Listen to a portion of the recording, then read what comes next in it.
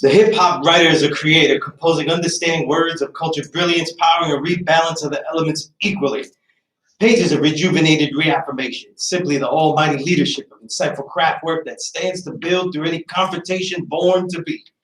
Yet his daily duty is as a journalist that questions properly and uses his ears to filter the real. And as the art decays by dilution, he concentrates the best again and again, exposing it in the print. Today's journalist and tomorrow's historian he listens to share.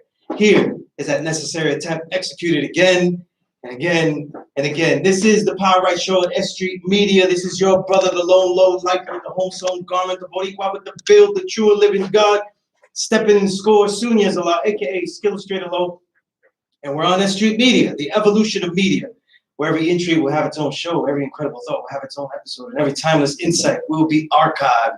As I always say, this show is about my element of hip-hop, what I like to call the writer of art on art and science on music. You know what I mean? The only show in history on this hip-hop writer element that I, a veteran of over a quarter century, helped to pioneer. You know what I mean? Straight from the father, Bones Malone. You know, peace to Bones Malone. You know what I mean? Still giving the solutions out there. You know what I mean? And always want to salute the intro. That song called I Call My Brother's Son. That's from my brother Kevlar7 produced that. Remember the Perfection, my brother Kevlar7. Extreme catalyst to my career these last 12 years, simply put.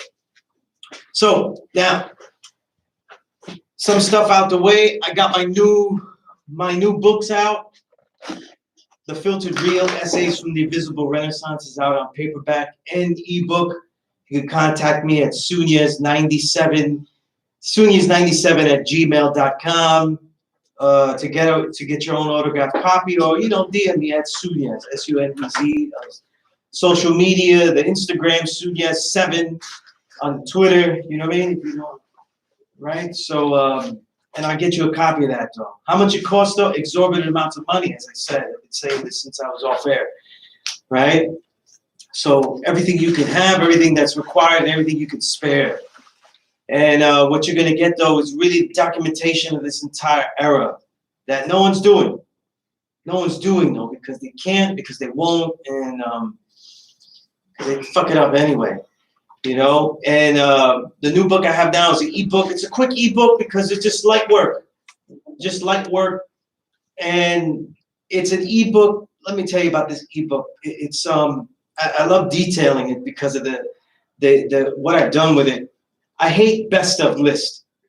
No one gives a shit what he thinks. No one gives a shit what your top 20 is. And when you look at those lists, you just go, that's the shit. He didn't put the shit out like in there. Or look, he put that one first, and that one should have went there. And everybody's mad that the same records aren't in the exact order that you like them in. That's not useful. That's not useful in any kind of way. So what I did was, it's a 70-page analysis of the best musicians and artists of hip hop music that I heard in 2020. So it's missing some motherfuckers though. It's missing some motherfuckers. People ask me, why didn't you write about him? Because he's weak. He's on some bullshit. His rhymes are corny. You know what I mean? Or they get enough press. If they get enough press, I don't need to say the same thing. But it's usually because they don't like them, and I think they're weak. But what I really did try to do was bracket them in a revolutionary new system of ciphers that categorize this entire universe. And these are overlapping categories. They're not pigeonholing anybody into a category. They're trying to show you the depth of all that's there. You know what I mean? And that book is real simple, man. $5 ebook. You know what I mean? Contact me. I get it to you, and you're enjoying and reading by the end of the night. You know what I mean? But some other add-ons though, and I thought this was funny though, so I had to say it though. First off, definitely go check my partner show, Classic Storm Radio. with my brother DJ Toshi at the helm, a real staple of New York City underground. You can't really document hip hop in the 2010s, especially New York City hip hop, if you don't document what DJ Toshi has done via the podcast and via the Rock the House events. You know what I mean? Crucial to people finding the music. And I've had the glory of hosting the show for the last, I don't know, 4 or 5 years, you know what I mean? And the last 2 shows, 288, 289, we did, was able to have definitive builds with Steel and Tech, Smith & Wesson. You know what I mean? Questions that they never answered because nobody fucking asked, you know what I mean? And we got it, you know what I mean? Ask them questions that nobody asked them, you know what I mean? And a lot of people wonder how I never interviewed these people, though. That's because when I was in the 90s at all these magazines, though, they didn't let me do it. It's that simple. Right. It ain't no secret, you know what I mean? Usually a lot of it was because I'm the spick, so I can only interview Latinos, you know what I mean? And once I run out of Beat Nuts and Fat Joe, I got nothing left to handle. That literally was it. You know what I mean? So I can't do the Gods, I can't do Goody Mob or anything like that because apparently I don't know as much. So, you know what I mean? But that's about a whole fuck up in the industry, the media industry. You know what I mean? And a lot of this documentation is about repairing that and letting you know who are the MCs, who are the artists that really define this era. You know what I mean? And if somebody was to say, there are some people that, there's a lot of great artists, there's a lot of great MCs, people that we would put at the top, but there's very few MCs that I would say like they carry. If I had to say like, what's New York all about though? And I just wouldn't pick out the records. I would pick out the individual as well. It'd be my guest today. You know what I mean? He embodies everything about New York, though. He's steeped in so many elements, though. I don't even know. You know what I mean? I'm going to read some things that I've written over the years of him, from then until now. 2012, reviewing Shazil York's Dead Stock Revival LP, I said, I was talking about the guest on it, and I said, Starker's exaggerated monotone, dynamically relaying character and technique with surprise inflections and chaotic fluctuations make him the dominant feature. You know what I mean? Just approaching his early 20s, Starker's on the level of any of the best MCs his age today and continues to shine on his appearances, right? And when I wrote that, I was lowballing.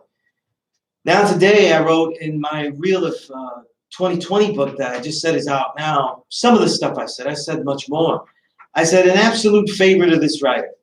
To see young Boricua brother with a lifestyle of immense flair, grit, and undeniable talents work with the best MCs to emerge out of the invisible renaissance beginnings of the early 2010s, Shaz, Starvin, etc., and become one of this era's greatest. And as a God, it's great to hear so much depth continue to be blended into the rhyme and Starker gains that knowledge itself every record. Is there any other way for an MC to become invincible? By the massively intense breath control he delivers in a dynamic monotone, the more progressive, off-kilter, or just plain weird, the sampling music that surrounds him, the songs he creates embody that live New York City essence. A B-Boy 3000 on the mic. That was some of what I said to my guest today. My guest today is Starker. Indeed. You know what I mean? And a lot of times, when writers, maybe because they're not that good, I'm throwing darts. You know what I mean? I throw darts, but also because they haven't heard everything. Most of the people that write about the music, they haven't really heard everything. You know what I mean? When I say I've heard everything, it's coming out of thousands of records. You know what I mean? Yeah. So when I'm saying all this, like that New York City vibe, I want to go into the origins of Starker. You know what I'm saying? Right. So let people know, because I'm going to build up just by letting you tell your story. It'll show and prove what I mean by that New York City essence. You know what I mean? Yeah, absolutely. Because no one's really sat down and said, look, all these great records you're putting out over the years, not just like the last 2 years. Right. And people aren't looking, people aren't asking. And I find it obscene. I'm very offended. Hey, you know what I mean? I do too, but I have to show and prove. Right. Work, So the Starker, the superhero origins, where are you from? I said you was Boricua, but where are you from? your origins, where you grew up, what boroughs you grew up? Absolutely, yeah. I grew up in the borough of Brooklyn, so I'm from Williamsburg, but not really the Williamsburg that's what you would think when you say Williamsburg. You know what I'm saying? It's the Williamsburg, like my block's off the hook. Like my block never changed. It's still like whatever you want. You know what I'm saying? Mm-hmm. It's like the R&B song. Like they got it. You know Right. So, you know, that's from conception. Like that's what I've seen before I could speak. So from that comes just growing up in the 2000s of the era where like Channel 42 on the box was prominent, you know what I mean? So like I was watching a lot of 106 in Park when I 6:30. I was watching a lot of Top 25 Countdown on the weekends by whoever it may be, you know what I mean? Big Taylor on Thursday, you do throwbacks, but like everything that was going on around that time, I was soaking up just as a listener and as a student. And like since a kid, I've always been very acute to music that didn't necessarily have to be popular to be what I wanted to listen to. So like when I remember my first conscious thought of grabbing something that was not really like the radio hit was Take It or Squeeze It by the Beatnuts, which had no escaping this. Mm-hmm. I was a little kid and I went to Kmart with my mom's and I seen that. And like I got the edited version and all that. I was young, so like she didn't even let me get it with credits and shit. But I still made it a point to get that album because every time I seen that song, they had a commercial for it. It was pop up with it. It just drive me crazy, and I was like, this is not like what I'm being shown on a daily basis with like Cisco was hot back then type of shit. You know what I mean? Right. So like I had to go out of my way to be like, oh no, but what's this? So that was the origin of me being an avid like digger, digging through and combing through whatever I could find, whether it be on BET or through CDs and leaving around the house. And I would have to find what I liked. And then that pretty much evolved after that to going to Florida and popping up on my cousins and them showing me LimeWire. After LimeWire, I would look up LimeWire. That was it. You know what I mean? LimeWire, their shit, all that. Right. I typed anything that I would type, but Mobb Deep, Wu-Tang. It wouldn't even be necessarily Mobb Deep, Wu-Tang that would pop up. I found other artists behind that. And then Doom, Sons of Man, Killer Army, all types of shit. Just by typing the keywords of Wu-Tang or whatever it may be, Tribe Called Quest, and like I started making my own mixtapes in that vacation to Florida. And then when I came back to New York, I just had like an immense amount of music that nobody else was able to have as a person my age. Like that was around the time that 50 Cent was dropping like Before the Massacre mixtapes and shit like that. And I was going to school like running around with these CDs of just esoteric music that these kids were just like, what is this? You know what I'm saying? It was, a lot of kids didn't jack it, but in general, like that's how I was taking it. And like I kept that shit till an adult. There was a point where like I wasn't updating my iPod. You know what I mean? It was never getting updated. It was staying from maybe the mid 2000s all the way back, like maybe 06 back. I was content with that. Whatever was being shown to me on the radio, on the TV, I was just ducking and dodging because I understood that it really had no cultural context. You know what I mean? It was just bullshit. When do you start? I said that you engage in all the elements. You do graffiti. Right. You do. You're obviously an MC.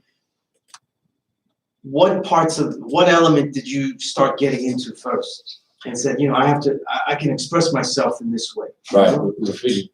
Graffiti was the first thing immediately. As a little kid, I was always drawing. So I would draw, cars, basketball players, dogs, all types of shit. And then I got to the point that I went to a summer camp, and one of the summer camp counselors, he wrote SIN. He's from Queens. So he's dope. I don't get to see him that much anymore, but everybody tells me he's running around still. His name is Sin. He's nice, and he used to be my camp counselor. And he showed me a lot of just like amazing. It wasn't even graffiti. It would just be like he knew how to bend. He could bend. It wouldn't even be, you could say, letters. It would just be the fabric of a letter, which would just be, you could say, a line. And he could just bend it and warp it into just this beautiful, like graffiti that you would see, like maybe like people would say like a Linkin Park cover, but it was something that I'd never seen anybody necessarily do. I've seen on like the back of Source Mag or something like that, like Type School or something like that. But he was showing me at a summer camp, and then after that, I took it upon myself to like do whatever I can to try to, you know, have an identity on paper, you know what I mean? Like that built into a monster where I was just like really writing my name on shit, you know what I mean? And then that really became a problem that I still can't shake, you know what I mean? Like it is what it is. You know, UMC now, and I just want to juxtapose this back to graffiti and stuff, but like, because you said you still, you know, do graffiti and all that, like, when people ask, and it's always a question, but people don't really ask the people that do it. Right. You know? And they just ponder it or we rationalize it and shit. Right? What do you get out of actually writing on walls? What do you get out of that? Because somebody could say, okay, well, you could draw that stuff, but why can't you just draw it in a book? Why can't you just, what is the freedom that you get out of putting it anywhere that you feel like putting it? I mean, at the end of the day, there's a city full of walls that you can post complaints at. So, like, I mean, that's, you know what I'm saying? It was most that. So I'm not necessarily complaining, but I'm just leaving my identity where I was on some Killboy was here, maybe you could say. But at the end of the day, I have a passion for just like, I can't, you in somebody's eyes, it's destroying, but it's to me, it's a creation. Like it's something that was before that, there was nothing. And then I came and left my mark, and that might inspire another child like me to go and do the same thing. You know what I mean? Right, because you're seeing it as like, it was empty. It was, nothing was there. Before my tag, there was nothing. So before I created that, you know what I mean? So that is that's my identity there when I'm not. You know what I mean? And somebody could see that, and maybe they could identify with that, and then start to create their own identity.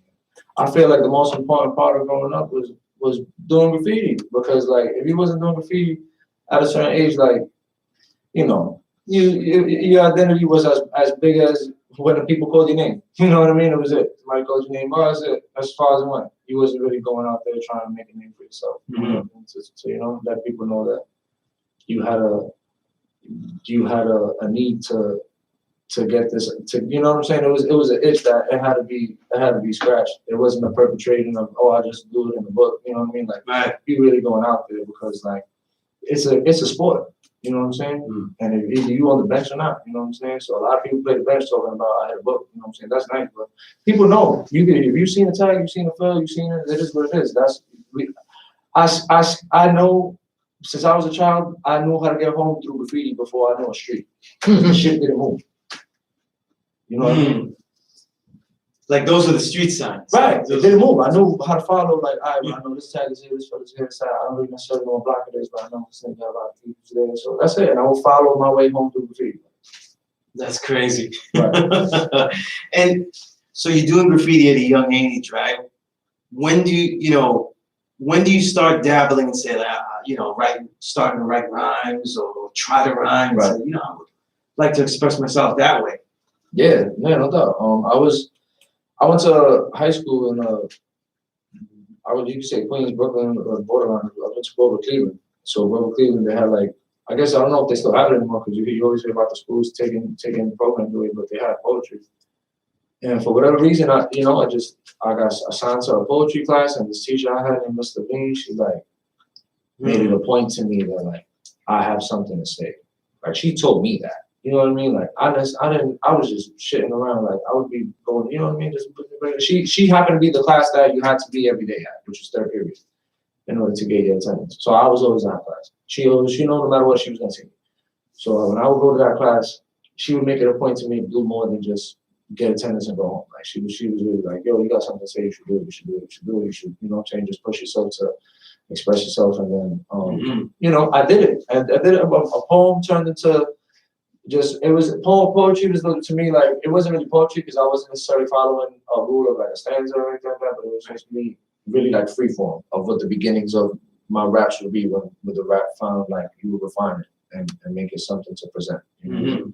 So this was like the conception of what was gonna become me understanding that I could actually rap. You know what I mean? So poetry class turned into me going to after poetry, I'll go home. You know what I'm saying? Because it was third period, and then I would find somebody to go home with. We go smoke. You know what I mean? And then we'd be in the crib, and like I had music to play, and I'll rap over it and play around. And my boys go, "Oh, you're really good." You know what I'm saying? Like you really should take it serious. And I was like, maybe I should, you know what I mean? And then like one thing led to another where I just understood how to like use my phone to record, and then like I was just making it a point to make friends with other people that knew how to record. It wasn't necessarily like they wouldn't be doing the music that I was doing, but I was learning how to advance in the field by making it a point to get familiar with that aspect of it. Like, okay, now you write rhymes, but now you got to learn how to actually create a song that you can walk away from, and you don't got to keep reciting every time the beat comes on. So I was like, all right. So I would go to people's houses that were local in the neighborhood that also did music and work on music too. You know what I mean? And I just got familiar with the swing of making music, not just popping up and spitting a rap. You know what I mean? So, does this intersect, you know, like just knowing these places because of the graffiti as well? Like now, you know, you're more familiar with the sectors you're around. Right. So with the graffiti that wasn't necessarily moving, created a place in my mind where I was comfortable when I seen these films or these tags, because this was a sign of home. You know what I mean? Whoever was leaving their mark over there was either they were from my neighborhood or they was over, but whatever the case may be, they made it a point to be where I'm at when they wasn't around. And that started my identity. So that was my conception of wanting to do graffiti so another kid could do what I did. But with graffiti and the music aspect, the practice of writing in itself and bending letters is to me like the fabric of creating a sentence. You know? Because everybody, you could write a word, right? All right, I'm literate. I could write a word. That's great. You could spell, but now you got to do it with style. Now you got to be masterful in your expression. So I could write my tag, but I could write my whole rhyme. My rhymes look like that, like hand style. And that to me is like, I don't write on paper. I write on my phone. But in the beginning, I was writing on paper, and that was like, to me, just looking at that was like a vision of what you thought was hip hop before somebody tried to tell you what it was. You know what I mean? Like you looked at that and it was just like, I did this. You know what I mean? Like there wasn't anything that I could deny. That was an obvious statement that I understood what I was doing before I necessarily was like trying to do it. You know what I mean? So just the fact that I had an understanding of how to do graffiti, how to bend letters, words, that is beginning to learn how to bend expression and sentences and just that display of like, you know, how to just show that you have a culture within you that needs to be expressed. Because some people, maybe they have, maybe they don't, but people choose to be timid about it. And I feel like it's my responsibility to let people know what I have inside of me. And that is what I believe is a purest form of hip hop. You know what I mean? At least the hip hop that I was being familiarized with, which was hard, basically the 90s. You know what I mean? Like I respect the 80s rap scene, but like it didn't really, I couldn't identify with it because it just seemed to me something that was it was just too. It wasn't that it was too. It was like when you watch like old school basketball players play, and you know they're nice, but then you then like these other street ball players start playing, and then it's like, oh, it's about to get crazy, and then you want to start. It's like, what do you want to do? You want to play like, you know, Bill Russell, or you want to play like Passos? And you know what I mean? So it's like you want to do the Passos shit. So I was the 90s to me is that. But I got a lot of respect for the beginnings of it. You know what I mean? Because without that, I couldn't do this. Indeed, no, I definitely see that. Yeah, it's a really interesting insight there. You know what I mean? When do you start getting to a point where you see that you're good enough to say this needs to be collected, you know, in some kind of thing, and I need to go seek, you know, other artists of greater rapport? Right. I was familiar with an underground scene that was going on that people didn't know about in New York, which was the Outdoors, and that was in the early 2000s, like 2009, 2010. Action Bronson, A.G. Corridor, Mayhem Moran, Chaz, and that was like something that J Love. Shout out to J Love for real. So that's my Indeed. Yeah, shout out to J Love. So that was something that was brought to my attention where I felt like, all right, you could make music that sounds like the past in the present. And with that, I was able to actually meet Shaz, who was a member of the Outdoorsmen, while I was on my, I was actually running around catching tags and going thrifting and things like that. I think I was even like, I was just up to no good at that time. And then he was actually doing the same thing. You know what I mean? He was thrifting, just up to no good. And I was like, oh shit, you know what I mean? So it's not a coincidence. Like, Right, you know what I right. mean? Like, it's real. You know what I mean? He's catching tags, and I was up to do the same thing. So like, I bumped into him, and it just was like an affirmation that like, shit is closer than you think. You know what I mean? You go on YouTube and you see it, and you're like, oh, this is dope, and I identify with this. And then like you go outside and you see the person for yourself, and then they identify with you in a way because they see you and they're like, oh, I used to do the same shit when I was this person. Right. So that created a right. Shaz being a graph writer, also right. MC. Yeah. He was it. Like when I met him, he was doing what it was supposed to be done. Like, yeah, you could rap, but you can't. He was doing everything with breakdancing. You know what I'm saying? So that was important to see as somebody that was stepping in the Terror Dome, because you didn't want to play yourself unless you had somebody that was necessarily like doing it. It's not a matter that he was doing it before me, but he was doing it in a tasteful way at the time where at that someone he had the game and I witnessed it. You know what I'm saying? So I was around when he had it. So that was like that was a sign of the times where it was like, yeah, if I could interject something of my own thought. In the late 2000s, late 2000s, early 2010s especially, I felt that Shazil York was leading that way, especially around the low lives, all of that culture, and showing a complete hip hop, I don't use character, but in the most realistic sense, you know what I mean? And I say that because I remember trying to pitch him to certain major magazines, and they felt other people that were in that clique that didn't have any work were bigger stars than him. I'm just gonna leave it right there. So I'm gonna throw darts. We're talking about Stark again, but he was the one when Outdoorsman was blowing up. He was the one that countless people were asking, you gotta hear him in here. Yep. You gotta check out what he's doing. You know what I mean? Yeah. And then eventually we started to hear Starker. You know? Yeah. So one of the things that I always was interested though in the beginning, right? In the early 2010s, it's really two movements that a lot of people know. It's really two movements that intersect with other select MCs that make me call it the Invisible Renaissance, like the whole era. Right.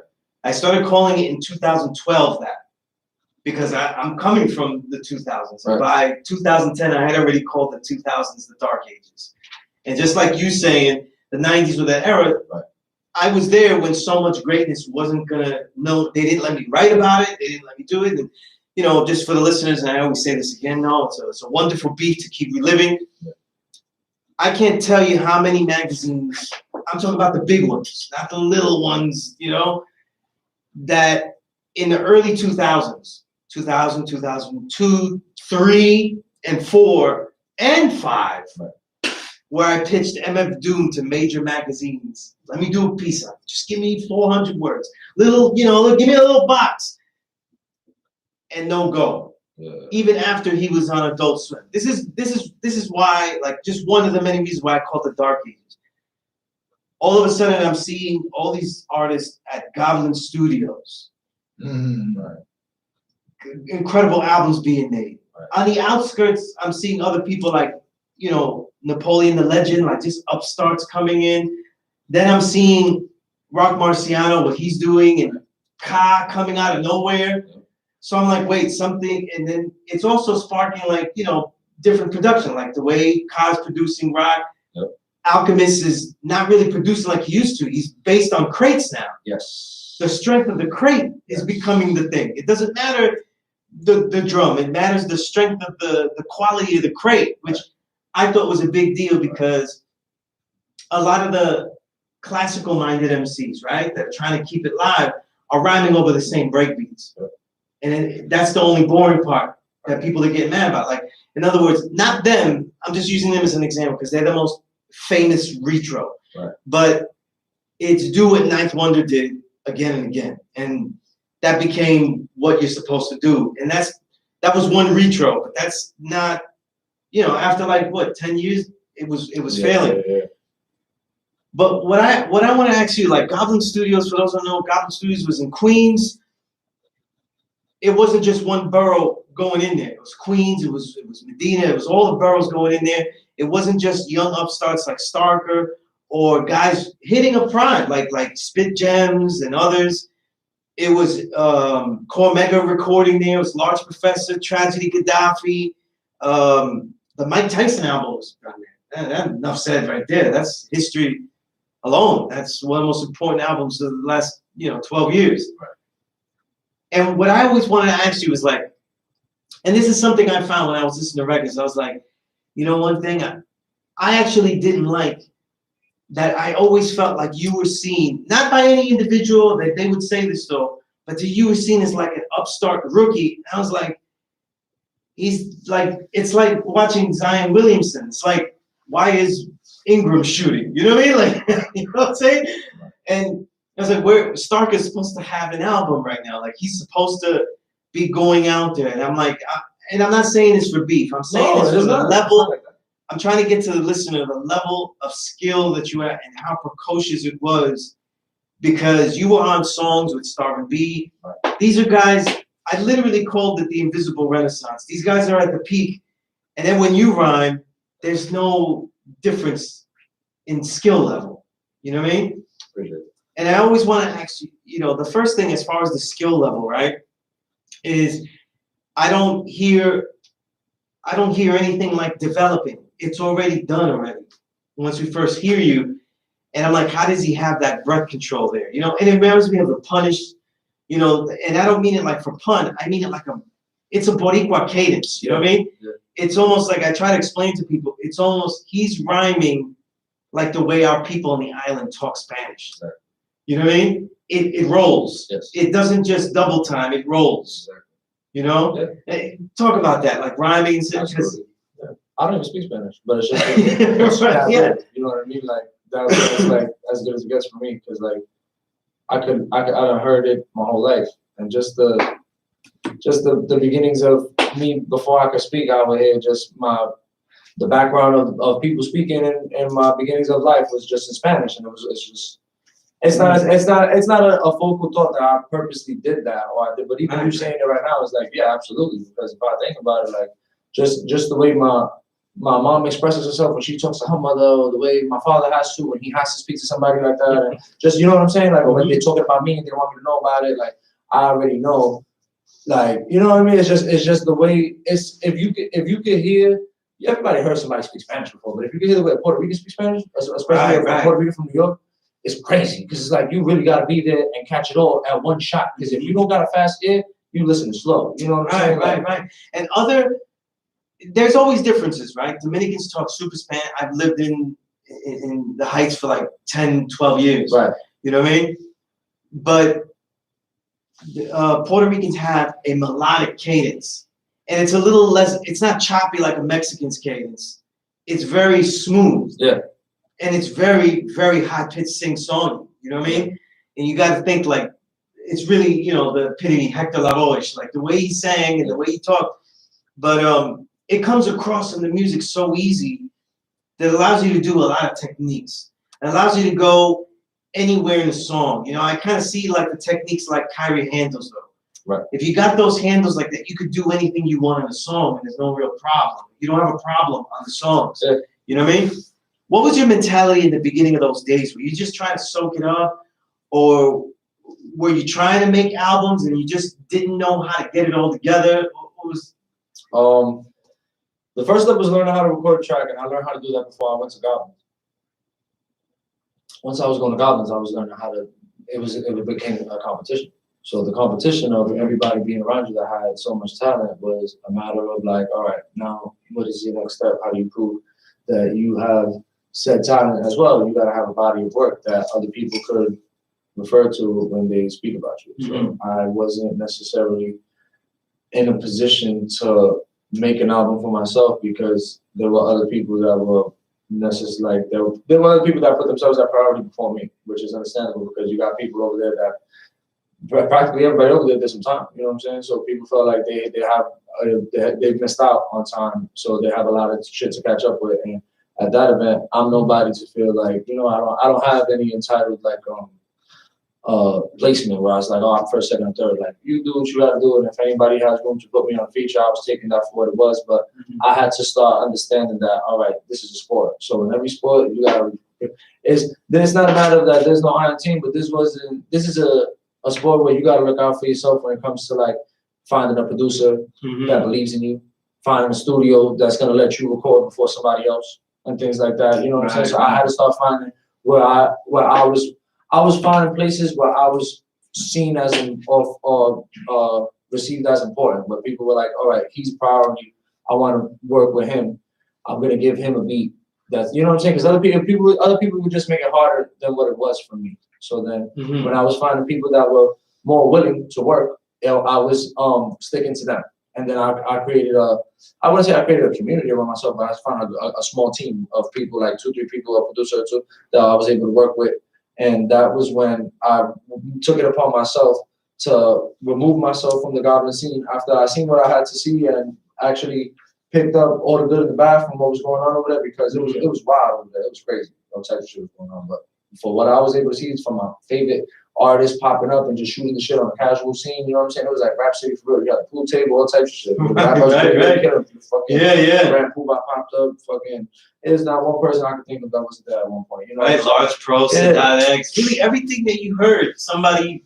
If it was New York, they popped it. Oh yeah, it was there. Yeah. Everybody pulled up, and, you know, was checked in. So whatever the case may be, like you said, Omega was there. Like I got to the point that I just stopped being shy. You know what I'm saying? Like one time they told me that Royce the 5 9 was at Masakela, was at this and that. I'm like, yo, that's not. But Sean P was over there. That was my favorite rapper.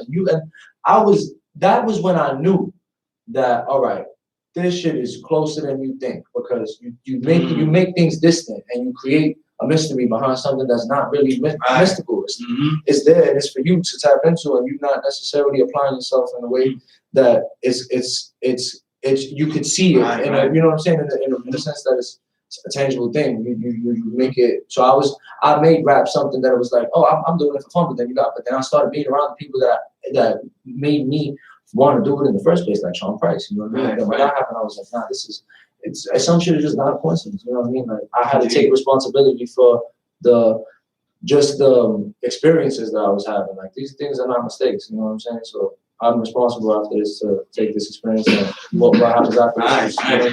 And you know what's interesting is that at that time, just for the listener, like we're in 2021, but making music in the early 2010s is independent, but not as fast. Right. Like you can't do it as fast. Right. You can't pump it out as quickly as you can now. So, you know, take that into note as like as you do an analysis. Right. But the first you latch on though is obviously Golden Child, who was one of the producers that was really making incredible work there. Exactly. He's the archetype of who I was talking about right there. And then you did that Dutch masterpiece though, and that really shows all the skills there. Right. You know what I mean? And it's hard to say because there's so many records. A lot of records you won't get because you didn't catch up. There's so much. Yeah. But Dutch Masterpiece is actually a crate because people don't know about it. Yep. You know what I'm saying? Yep. Even Starker fans don't know about it. Every day I get a text about, what is this? What's this cover I seen somebody post? Right. And they're like, yeah. I get that a lot too because people will ask me about records and they're like, oh man, you know, and I'm like, yeah. You know what I mean? They're like, yeah. You missed that out. You missed out on that one, though. You know what I mean? And I felt like, again, this is what I'm saying. Like, there's no real.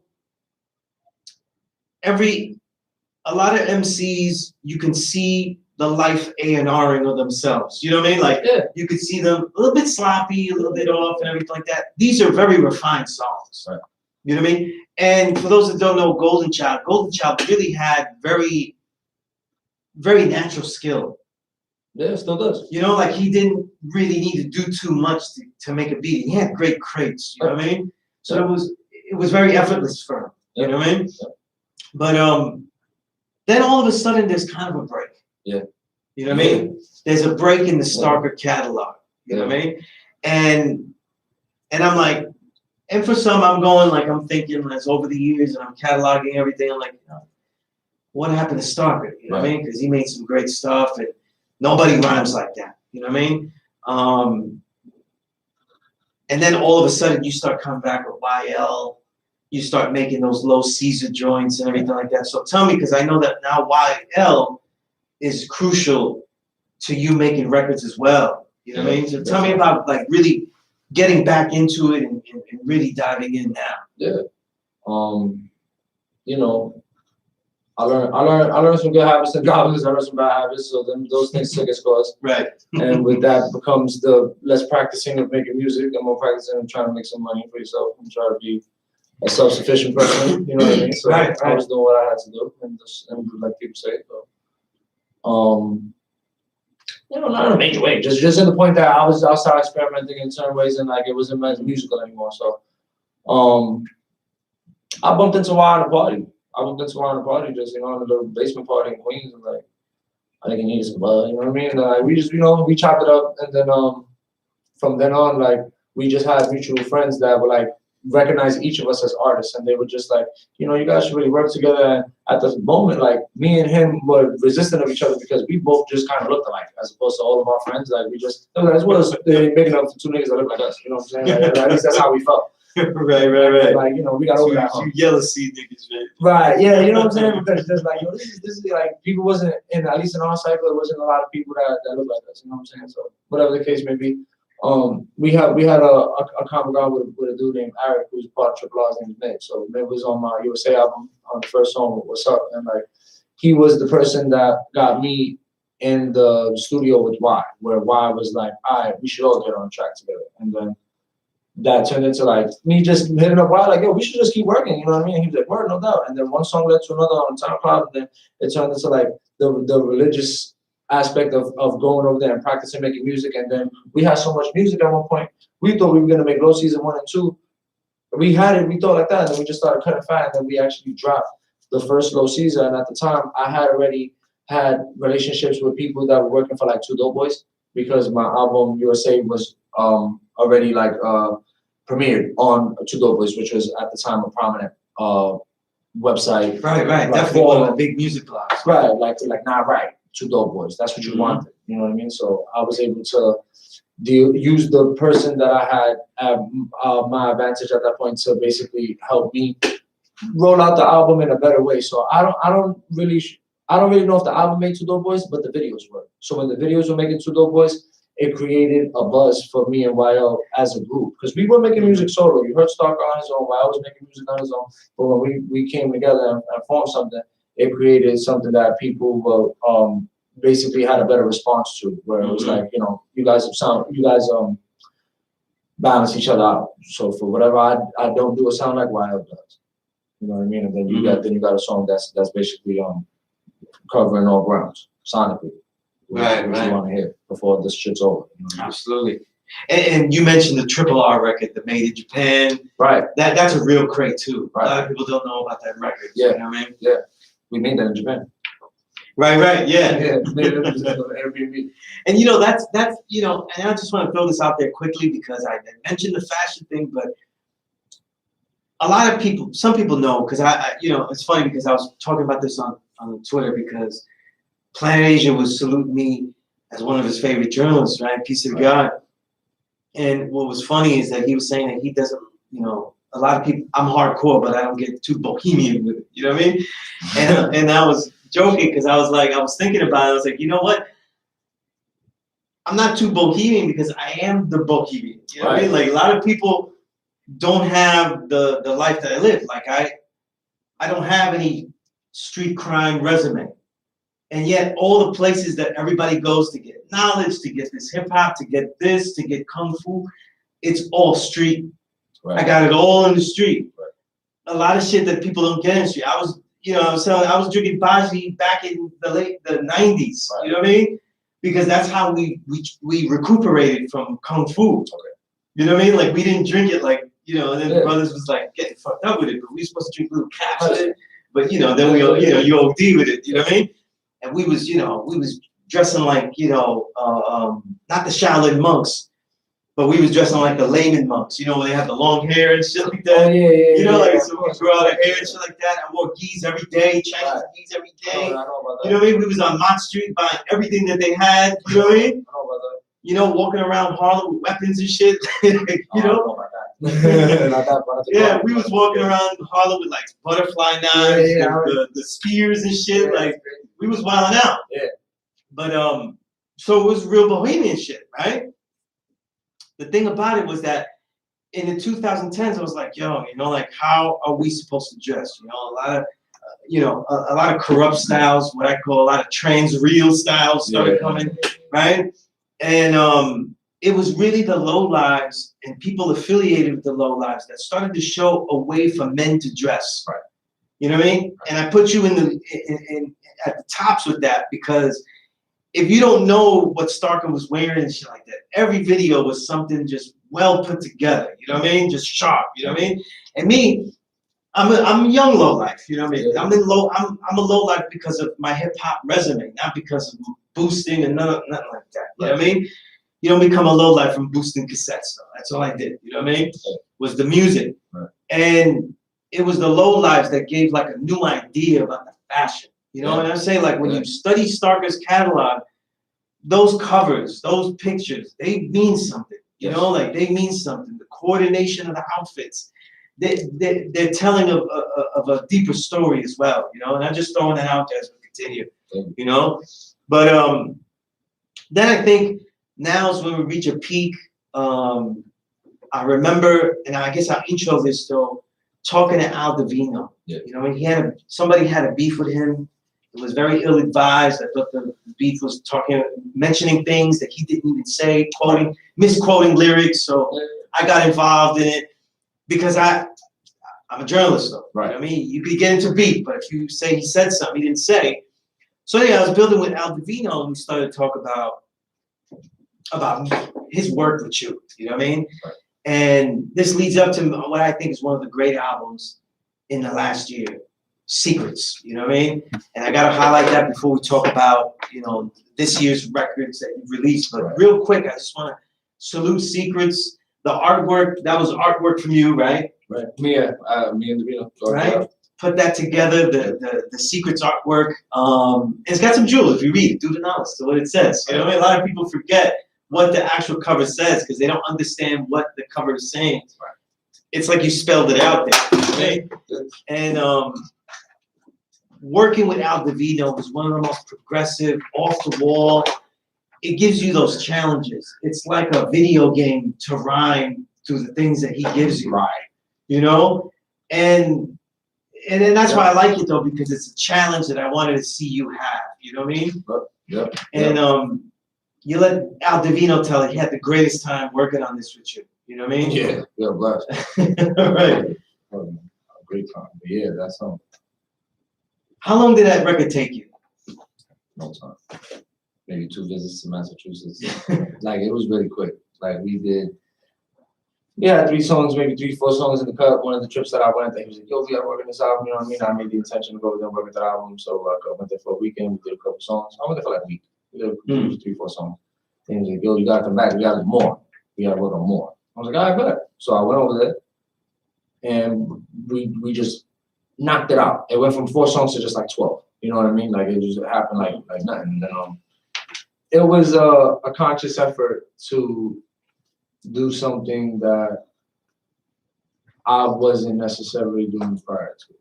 So like you said, the video game beats, where it was like, Al Divino made me rap on it's like rapping on like level 100. You know what I mean? Like real shit. Like yeah, it's like that level that you're just like, oh man, shit don't stop. You know what I mean? Like, and you gotta really be like sharp. And it's almost like it's freeform. They showed me the freeform aspect of rapping, where it was like it's very jazzy. It's very jazzy because if you listen to it, it has no. I'm really glad that you said that because in my Filtered Real book, I said that a lot of these records, especially like the way they make them, right? Yeah. SD and Divino, right? It feels like the old soul jazz sessions. Yeah. It's not really an album. It's a collection of sessions, like a couple of dates. Right. You know what I mean? Right. And hearing you make records like that is very exciting. You know what I mean? Appreciate it has that non sequiturs, the stream of conscious, and still has a theme to it. Yep. Because you have your own themes. Yeah. you know? Yeah. But it's a real peak, you know, and if you missed out on that record though, it's just you have to have it. You know what I mean? It's an essential record, I think. I think it's a real essential record. He did a lot of great work. He did the work with Hidden Character, another stellar record. You know what I mean? And then this year you have two works. You know what I mean? The Starks Turks, right? Yep. And the King Jehoshaphat's. You know what I mean? So let's talk about the Stark Turks, right? Right. Came out at the very, very top of the year. You know what I mean? So sometimes people miss records that come out like January 2nd. They're still drunk, they're still fucked up. They're still, for me, myself, I'm still processing all of the other shit. Yep. You know, trying to process 2020. So I was like, oh shit, I got now I'm behind in 2021 already though. Mm-hmm. But this has a medley of producers. A lot of them you just call like the producer's name. You know, the joint that. That's the way it was saved. That's the way it was saved on my computer. Right. It sounds like that's the way they would be saved. Yeah. But there's a cohesiveness though. How did you put this together? How were you selecting this? Did you, because I always make this known because a lot of times I talk to people and they say, oh, I got like 500 beats from this guy. I had to choose like 3. And I'm like, this couldn't have happened with Starker because then he'd be there for an eternity going through beats where he had like almost 10 different producers. You know what I mean? But what made you want to put it like that? Put it together like that? What was the science behind putting it together? I have some songs that were from that album that I have for a hot one. So there was that song Page I have for a hot one. That was a song that Yvonne sent the beat to Wild, and Wild didn't want it, so he kind of was just like, yo, you want to jump on this? And I did. And then I was sitting on that. And then that would be the oldest song, and then everything after that was kind of like, it'd be a collection really, where I'm just going to either Wild's house or somebody else's spot and working on music, and then like I eventually build an amount of music for myself to deal with, where it's like, all right, what song fits each other? You know what I mean? Or at least resembles each other, where I can put them in one umbrella that will make sense. So like, it just be a gumbo really. Like I just have a lot of shit that I got to deal with, and then I just pick and choose what I want. So it wasn't necessarily a specific direction when I was making Stark Turks, but I'll tell you what, when quarantine started, I wasn't able to go to Wild's house no more and make music because we had pre-precautions and whatever. Right. Just following order with that. So but that was something where I had to take it upon myself to now get my own equipment, get my own speakers and my own monitor, and just I'm not familiar with the own equipment that I have, but I had to get as familiar as I could in order to start recording music myself. You know what I mean? Like, and then that was what basically you hear on Stark Turks, which was everything that beside the song Peja, it was a lot of shit that I was just making in my house, like out of desperation to express this work. Right? Is it because of that new setup that they end up being short, or you felt like these were how they should sound? Well, yeah, I could only do but so much as a person that's recording on GarageBand. Right. You know what I mean? It doesn't have a lot of. I don't even know what that's called. I don't have a lot of room to make like I don't even know layers. You know what I mean? The layers that I have a limited amount because I'm not paying for this or whatever, and I don't feel the need to pay for something that I truly don't know how to use yet. Like I'm doing as best as I could and keeping it simple without trying to overstep. What I truly understand about this software or program. You know what I mean? Because I'm really trying to make a conscious effort to learn from the beginning. And the GarageBand is a program that was put on the computer for you to just basically have fun. And it went from having fun to I could send these stems to so and so, and he can clean them up and put it through his software, and then I got a real song. You know what I mean? So the songs were short in that sense because I couldn't take it upon myself to do hooks and this is what I wanted to do, but I did what I could, and with what I could became that. And then I tried to make that 30 minutes, 25 minutes on the vinyl. You know what I mean? And right. It definitely, bore out. You know what I mean? Right. Because there's so many dynamic things that you say. You know what I mean? Let me go over some of this stuff here. You know what I mean? Because people go, oh look, you just throwing whatever and shit like that. You know what I mean? Clever lines though, like the Clues joint. I woke my dogs. I couldn't tell you why she took a piss. You know what I mean? Just cleverness. You know what I mean? The cleverness. There's also something that you do when we talk. I always talk about ad libs with you, right? Because the Pages song, it's a special type of ad lib you're doing there because they're conversation ad libs. Right. They're not necessarily hype ad libs. You know what I mean? So it's almost like you have like an alter ego talking to you right there, and it doesn't cut the song. It doesn't fuck up the song. It doesn't cut into the song. You know, where usually those would cut into the song and just botch it up. You know what I mean? And I'm trying to remember if it was this album or the next album though. But other things he does though. The third joint, right? The Theravada joint, right? There's a thing I described it as like a type of energy where the flow is in like these chop bursts. You also do that. This is extremely hard because most MCs can't stay in the pocket when they do burst raps. Like when they burst burst little words like going to the, going to the, into the, you know, like they usually end up out of pocket by the end and you're never out of pocket. You know what I mean? These are techniques, you know what I mean? I don't know, start with you tell me if you know how to do this, know how to practice this. If you even aren't practicing this though, but this isn't normal. You know what I mean? I appreciate it. I appreciate it. That just is a testament of, you know, the type of person that you are in this culture, because you really are listening. It's not a matter of you hear me. You know, you can hear me, everybody can hear me. You listen. You know what I mean? It's evident in even the questions you're asking me. You know what I mean? So it's like I'm always practicing to be a better MC or a better individual in every aspect. But music being something that I practice every day is something that I take to be very critical. So like meeting Aldovino, meeting S.STREET, that's when you really gotta buckle up and like you gotta like really like take it somewhere that nobody's took it before, because they already are taking it somewhere that people aren't taking it. So it's like if I want to play with big dogs, I gotta have something to offer. So I started to evolve my own raps into a place where it's like, all right, maybe I was rapping back then and it was cool, and I didn't have anybody around me that wanted me to rap better. People were very content with the music that I was making. They thought that it couldn't get better than that, maybe. But Aldovino was like, yo, you could do better than this. Interesting. Yeah. Very interesting. Yeah. Yeah. And when he told me that, it's maybe to somebody that is not ready to hear that, it sounds like I hate it, but I understood what he meant, because I used to be, I was amazed by the shit that he was doing.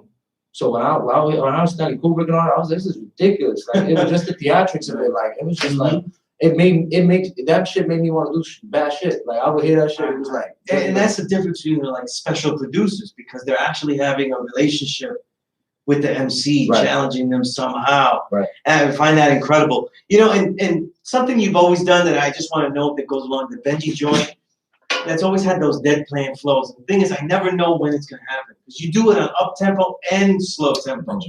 You know, so like you'll do that deadpan flow, and it's not always on the ones that I think it's gonna go. You know, and that makes it fun to listen to. You know what I mean? It makes a lot of fun to listen to. And then also the heavy metal track is a real keeper. Yeah. You know what I mean? Real note, because you're going loud. And I think that segues into the King Jehoshaphat's album that is out now. You know, you just released that this week, really, last week. You know, and so I've only had a couple of days enjoying it, but I thought the first song that really captures me is the Gingerbread song. You know what I mean? Because the ad lib, I've never been charged up on a song by ad libs. You know what I'm saying? By ad libs, though. You know what I mean? So a lot of people don't know when I'm working on studying an artist for an interview, I'm working out with this shit. I'm bench pressing with this shit, and it's the ad libs. I'm like, yo, he's furious on these ad libs, and they work. You know what I mean? You don't hear ad libs that angry, that yelled, and they're equalized perfectly, so they don't drown out the main vocal. It's just real perfect work here. You know what I mean? Real excellent work here. You know what I mean? I would say that the most standard song that really shows the details of that street hustler reality that you're engulfed in is the Stainless joint. Yeah, that is the general consensus on the album. Like, this is for everybody. Like, you don't gotta be like a hip hop fanatic. You might enjoy it no matter who you are. Right. It's the easy, for what Starker is now, it's the easiest one for them to understand. Right. That's exactly what it is. It's literally that. It's like, yo, for the barber that doesn't necessarily stop listening to the radio and play this, he's like, oh shit, it's just hot. You know what I mean? Like, I'm not really trying to like be too complex there. It's just to show people that yes, I can still rap for the general consensus, but I like to rap for the you listening. You know what I mean? Like, Yeah, you know what's interesting. That's why I gotta take it to the. There's something I don't think I can say I've heard. The Ferrari Vado. That's something real special because if you're really listening, that's what I meant by the rolling flow. That's a rolling flow that is literally like it's deliberately stumbling. Like you're deliberately tripping to try to fall out the pocket. And when you don't, it gives the song another groove. It's very much like a funk record. Like your vocals are like a funk, like the way the funk groove is. Yeah. It'll go out, but then it'll repeat itself. You think it's gonna go out and repeat itself because for those that don't know, the funk groove is something that is repeated, but it's something jazz purists hate because it keeps getting repeated. The jazz purist wants those drums to change to something else and do something else. Whereas the funk seems like it's gonna do that, and then it gives it to you again. So that's where the addiction is, the funk. You're doing that with the vocals. Right. And I think it's, that's one of the dopest things I've ever heard. Appreciate it. You know what I mean? Yeah. And some of this is education, you know what I mean? Yeah. You need a little education on Starker, you know what I mean? Because if you're listening to the record, then you won't know. Like people go, these records are short and they're not worth the money that people are asking for and stuff. But there's stuff in that 1 minute that you've never heard before. Right. So I don't understand, like, what would be the problem here? You know what I mean? Yeah. But I always ask this to everybody. You know what I mean? The knowledge of self is something that's important to you. There's a lot of griminess though. Like you'll say a lot of things that are like, let's keep it real, fucked up. Yeah. A lot of street crime, a lot of street hustling, just grimy, punch a bitch in their face lyrics and shit, right? Yeah, but I don't really ever doing that. Right. What is the reality that you want that you want people to be left with when they hear your albums? Man, I bleed on tracks. You know what I'm saying? Mm-hmm. For real. Like when you hear me like that, like I have a lot of repressed anger. You know what I'm saying? Like, Mm-hmm. that's just me knowing myself. You know? So I'm learning how to take that and use it to my advantage. Mm-hmm. So what I want people to understand really when they listen to my music is you can have a good time. You might really love this, but at the end of the day, like I'm not to play with. You know what I'm saying? Like I'm just gonna tell you that real tastefully, like as nice as I can. Like you know what I'm saying? Like it's always been like that. Like it's like I'm not playing. You know what I'm saying? Like maybe I was playing in the past with the rap shit. It was cool. You make shit rhyme and shit, but like I'm playing for keeps right now. You know what I'm saying? Like whatever I do is permanent. It's written in ink. I'm doing this for today, tomorrow, and years to come. You know what I'm saying? So when I do things that I haven't been done before, things that necessarily are a little more calculated than that, it's because I'm trying to bring forth something that hasn't been done before. So in order to do that, I have to be original. You know what I mean? So that just takes a little more presence of mind. Right. Just making music. You know what I mean? I definitely see that. And I summed it up with that question because at the beginning of the show, I wanted it to be complete. At the end of the show, if you don't realize, Starker is a top tier artist, MC, graffiti writer, hip hop artist, because the fashion counts too. Right. You know what I'm saying? And you know what I mean? Then you're missing out on a big, big chunk of this culture.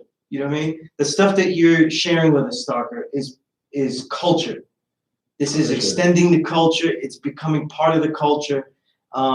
It's inspiring me.